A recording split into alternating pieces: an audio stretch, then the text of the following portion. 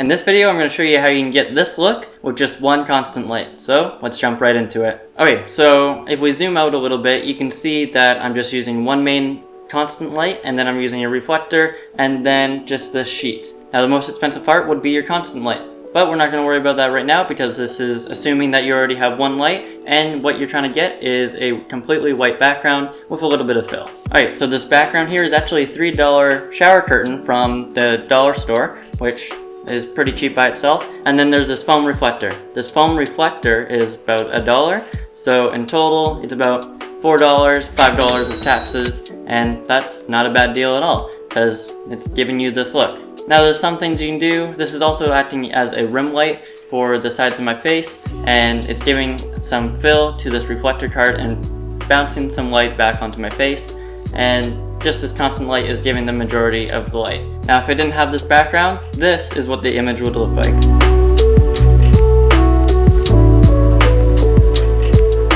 Now a fair point that was brought up, say you don't have a large window or sliding door like I do, what you can do instead is you can use a door frame, something that you can put the shower curtain in front of. And here's a video for example.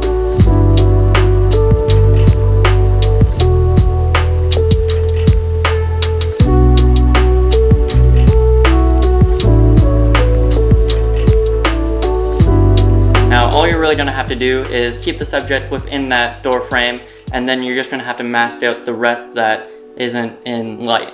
Alright, so that's pretty much about it. Click this video here if you want to see a video about getting perfect silhouettes, but comment down below if you learned anything, and don't forget to like and follow so you can see more videos like this, and have a good one.